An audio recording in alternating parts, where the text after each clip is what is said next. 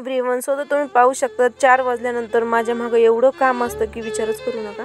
So तर घर एवढं उकरलं होतं. मी तुम्हाला सांगितलं होतं मागच्याच व्हिडिओमध्ये की आमचं जे घर आहे ते आठवड्यातून 2दा-3दा तो सारावंच लागतो. सो तर मी तर घर वगैरे सारून घेतलेलं आहे.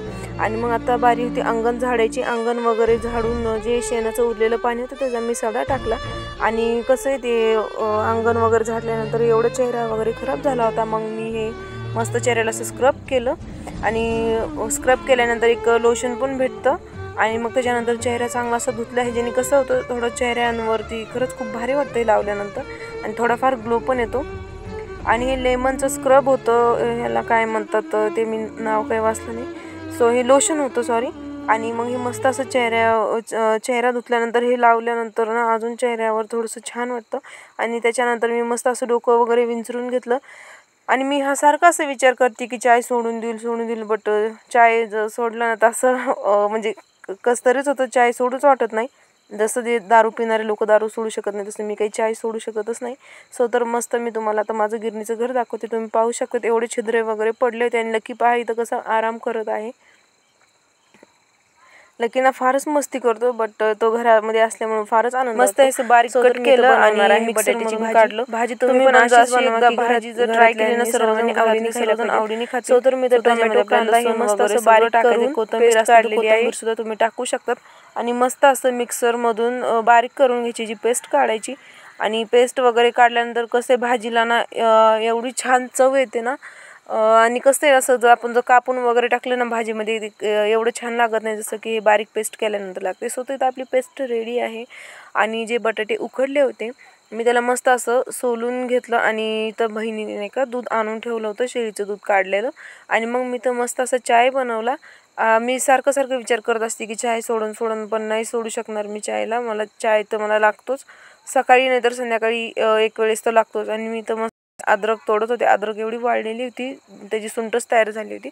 आणि मस्त तुम्ही पाहू शकता तिथं चायला अशी छान उकळी फुटलेली आहे. तुम्ही सुद्धा शेळीच्या दुधाचा चाय नक्की पिऊन बघा. खरंच खूप छान लागतो. आणि इथं बघताच ना चाय तिथं वतू गेला म्हणजे सर्व गॅसवरच सांडला. मग काय इथं मस्त चाय वगैरे गाळून घेतला. आम्ही दोघींनी मस्तपैकी पिला.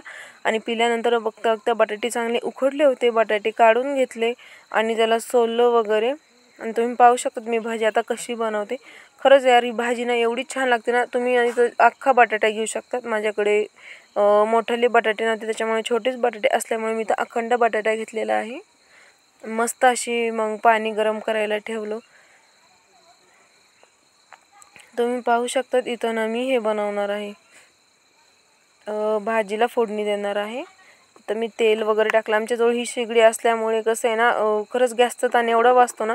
शेगडी असली ना तर फार गॅस वाचला जातो. कारण सारखं चुलीवर आत बाहेर करणं पण सोपं नाही आहे. घरामध्ये अर्धं सामान असतं आणि बाहेर मग चुलीवर नेणं पण सोपं नाही आहे. त्याच्यामुळे इथं लाईटीवरची शेगडी असल्यामुळे ना खरंच खूप सोपं जातं. मग तुम्ही इथं पाहू शकता मस्त अशी पेस्ट केलेली टाकली. तेल गरम झालं तर पेस्ट वगैरे टाकली. आणि मस्त त्याला असं हलवीत राहायचं जोपर्यंत त्याला तेल सुटत नाही. तुम्ही पाहू शकता मस्त असं तेल सुटलं होतं. मग मी ह्याच्यामध्ये घरचा मसाला टाकला.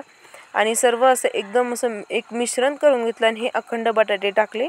आणि तर जेवढं पाणी लागेल तेवढंच टाकलं. जे मिक्सरमधलं आपलं राहिलेलं असतं ना उरलेलं पेस्टचं ते टाकावं लागतं. आणि तुम्ही पाहू शकता मस्त असं भाजीला तरी वगैरे आली. आणि खरंच भाजी एवढी छान झाली होती ना. आता मी इथं बिना तुपाचा शिरा बनवून दाखवणार आहे. सो तर आपल्याला कसं आहे शिरा बनवताना ना जास्त तूप वापर होतो ना तर तुपाचा इथं कमीच वापर करायचा आहे. सो तर अगोदर तुम्हाला रवा जो आहे तो असा भाजून घ्यायचा आहे.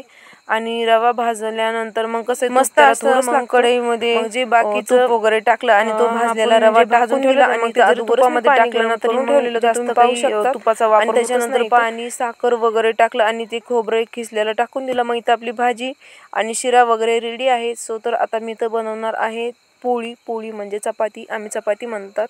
सो तर मग मस्त इथं कणिक वगैरे मळण्यासाठी घेतलं.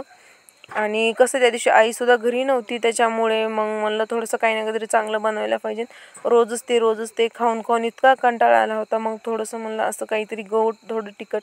मग मस्त असं इथं कणिक वगैरे मळून ठेवली.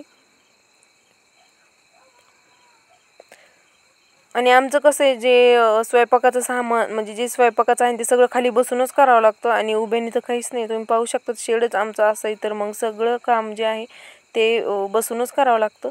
मग इथं मस्त अशी कणिक वगैरे मळली आणि इथं माझी चपाती वगैरे रेडी आहेत. जर तुम्ही नवीन असाल तर प्लीज आधी माझ्या चॅनलला सबस्क्राईब करा आणि इथं माझं सगळं